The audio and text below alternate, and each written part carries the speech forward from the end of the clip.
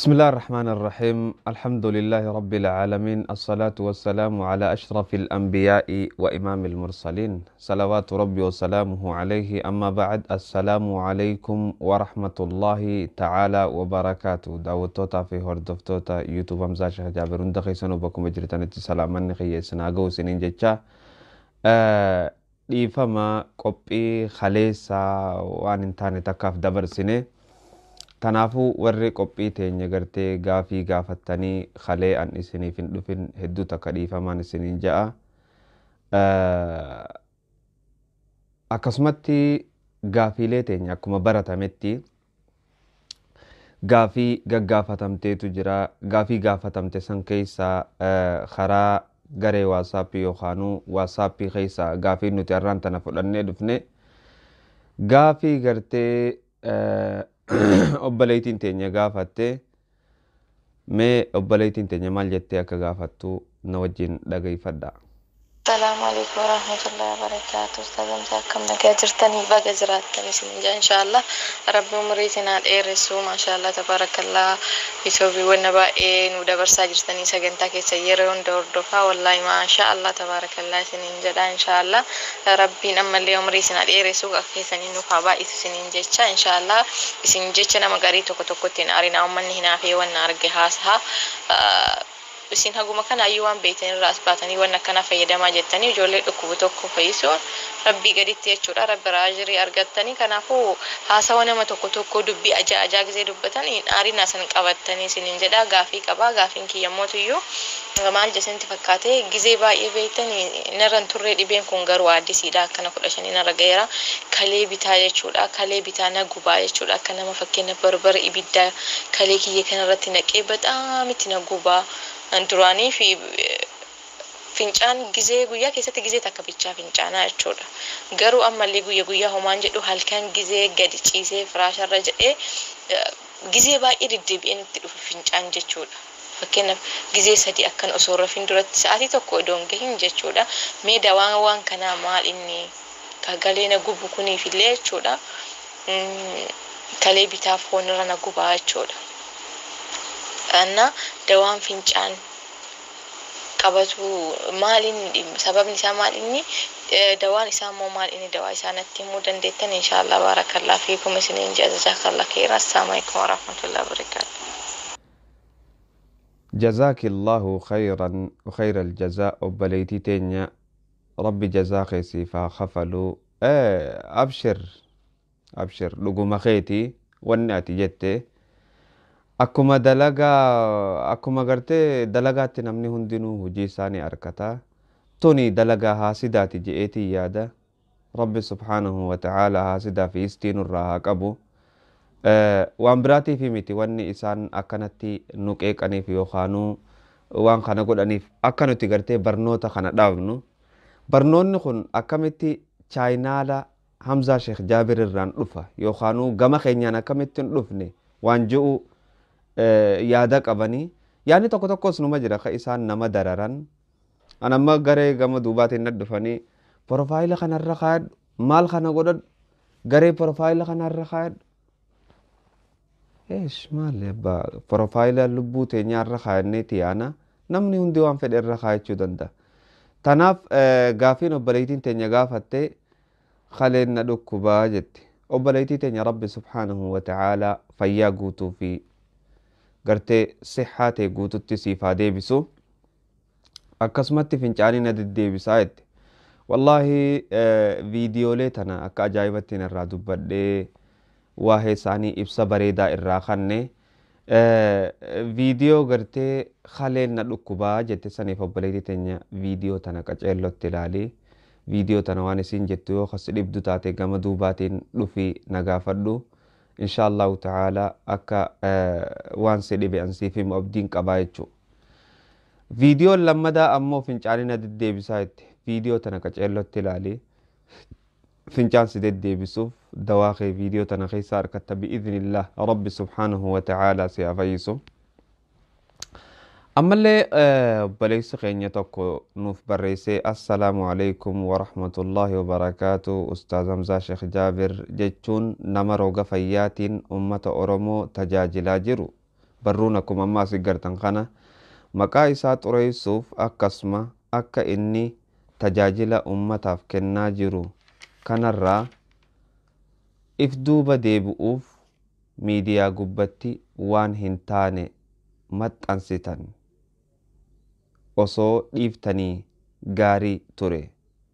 Hundaafuu kan isa arrabsitaniis yawmal qiyaamaa jazaa keessan ni argattu. Hundi ilma namaa ta'u obboleessa kiyyaa akkuma ati jette hojii isaa dalagaa isaati argata. Ani nan ajaa'ibsiisu na arrabsuu dhabuutu na ajaa'ibsiisa malee na arrabsuun isaanii nan ajaa'ibsiisu. Maaliif jennaan ilmi namaa kuni hoggaanii fi hojii takkatti seene yoo hojii san keessatti gufuu dhabe hojiin isaa san shakkisiiftuu ta'uutu shakkama. Ta biraa ammoo gama biraatiin anaafuu ani gabricha dilaawaa tokko nama diliin isaa hedduutii arraba isaan na arrabsan kana achumatti irraa wal gaafanna jechuu. Ta biraa akkuma ati jette taan ammoo akka ati jette abshir wanni if duuba na deebisaa hin jirtu wadafiit gama fuulduraati jechuu barbaadeeti obboleessa kiyya hedduu galatoomi bakka jirtu raana jajjabeessuu keetiif hedduu galatoomi. Ammallee akkasumatti obboleettiin teenya takka Itoophiyaarraa biyya adda addaarraa gaafatamti gaafiin. Itoophiyaarraa gaafii isiin gaafatte meena wajjin dhaggeeffadhaa. Assalamu alaikum warahmatullahi wabarakatuh. Haashiya Hamza Jabeer akkam nagaa fayyaadha. Alhamdulillah nagaa kooti. Beeta gaafii isa gaafii tokko waan si gaafadhu nan jira.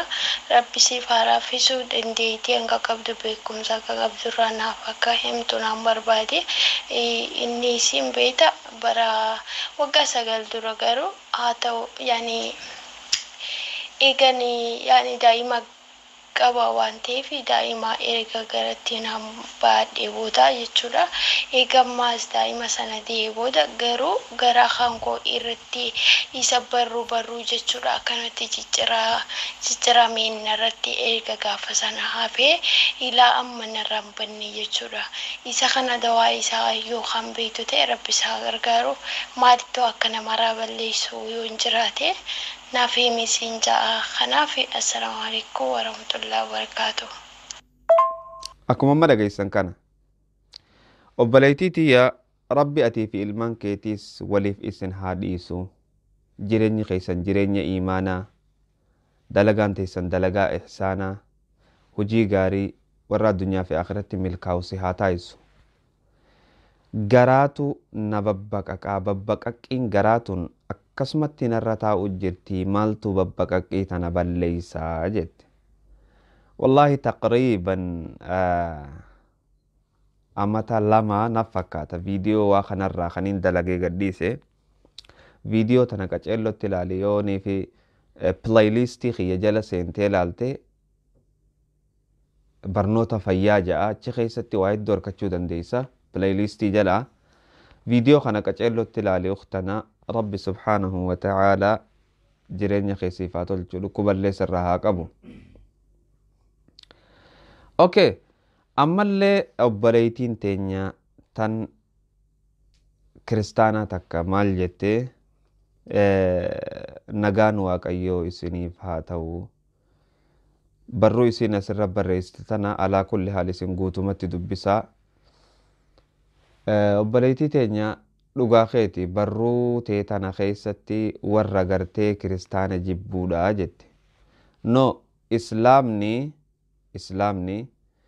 kiristaana jibbeef irraa achi hin dhiibu.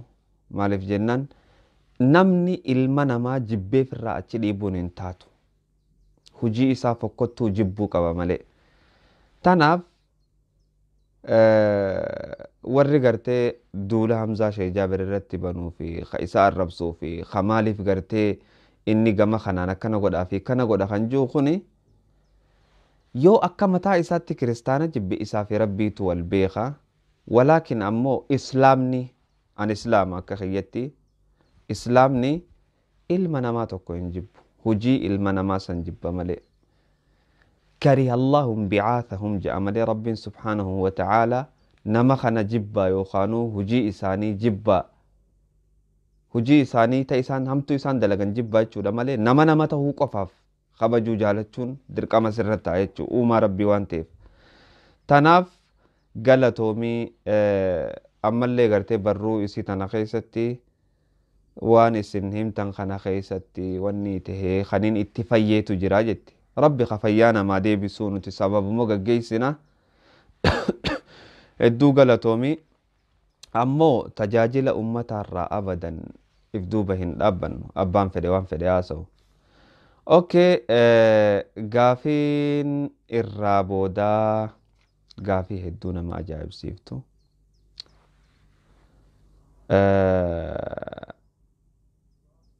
فولا اسين نما غراچو مني بيتن مال جانين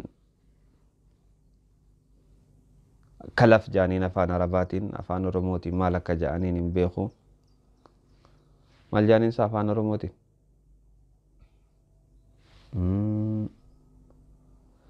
أفان رموتين تاتو جانين مال يعني بيخو أكسنا فكاتا فولا أسين نما قراتشم إيراسته دالاسته دوان إسامالي أبليس خينيا توكو نغافته وان النجي غافته نوجين دغاي فدا بسم الله السلام عليكم ورحمة الله وبركاته وكم جرتن أستاذ أمزا جرتني جبتني والله ما شاء الله أستاذك إن ربي سن الرها جالته ربي جالته الفردوس سنياكن وابو ولا فيها خاركو سكيسن اللين أبي أكاسي فيديو كيتني مالا اللي بيتني تكويسي واردنا بين تجرا بيتني والله غافي كبا أستاذ أمزا مالي في بكادي كويسي فولا كانتو بقو لما نرافي adda jedha funyaan irraa na gurraachaa beeka namni gariin immoo dhukkuba simbiraati maal naan jedha mee wallahi yoo waan kana dawaa isaa mee addaan naa baasa akkaataa hundaa natti maa isiniin jedha ustaadamsa rabbi isinii halaafisuuti waan rabbi isin irraa laafisirra na gargaaraa mee natti maa isiniin jedha tartiiba wajjiin akka itti fayyadamaa beeka haakimillee dhaqee kiniinii hima nyaadhaa beeka akka itti wallahi uummata kanaa godhuu jidde malla boqoo lamaan irraan sirriitti na gurraachaa beeka fuula boqoo lamaan irraa fi wanarraa kallacha jedha funyaan kanarraan na gurraachate na isiniin jedha mee akka itti waan rabbi isin laafiseen na gargaaraa na deebisaa isiniin jedha kaa ustaadamsa baarakallahu fiikum jazakallahu khayra. Okay, akkuma amma dhageessan kana dawaan isaa maalii jedhe obboleessi keenya yeroonii fi inni gartee naaf ergu anniin hubadhee akka gartee wanni kun waan kana ta'e duba gartee obboleessa kiyya dawaa wasfii sadiin si hima qaceellotti dhageeffadhu obboleettii tiyyaatis warri gartee fuulli asiin gugurraachamu asiin ni jiraami ni beeytan guutumattu warri fuulli achiin gugurraachamu qaceellotti dhageeffadha dawaa wasfii duraatiin siif hima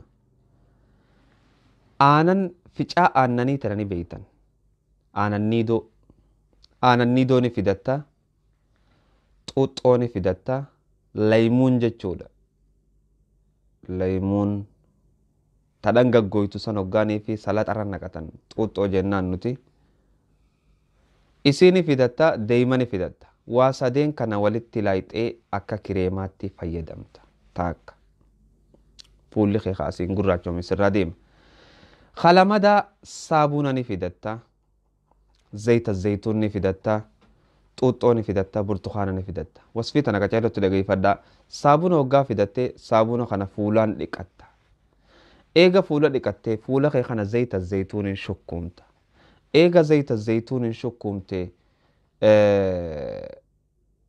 warri gartee fuula isaanii alarjiik yookaan gogogina fuulaa qaban idda xuuxxoo burtukaana fayyadamuu danda'an warri immoo alarjiikii fi gogogina fuulaan qabne xuuxxoo fayyadamuu ni danda'a jechuudha. Karaa biraa kireemaatu jira. Kireema kana torbaan sadi qofa fayyadamta fuulli kee bareeda deebi'a. Warri gartee mana hakimaa dheeyxanii bitachuu feetanis maqaan isaa maal jedha? Tiraayitoo spoot jedhama maqaan isaa akkuma amma asirra gartan kana kireema kana bitattee insha allahu ta'ala akka ajaa'ibatti itti fayyadamtee fuula kee guutumatti dawaa isaa argatte jechuudha. Tanaaf ahibbati fillah ammallee gaafiin hin dhumne gaafii gartee yerootu nu gabaabbata jennee viidiyoon dheereessinu jenneeti. Tanaaf ahibbati fillah warri gartee chaayinaala keenya hordoftan, warri chaayinaala keenya faaree taatan, warri gartee ammoo haasawa namaa dhageessanii Hamzaa Shee Jaabir akka namaa reena kana irran kaa'inne nuti. We don't care it. Waan akkasii irran kaa'inne if dura malee if duubni hin jiru jechuu fadheetiti. Daawwattoota kiyya hedduu galatoomaa haga فيديو براتي والدي بنوتي. السلام عليكم ورحمة الله تعالى وبركاته. إلى اللقاء.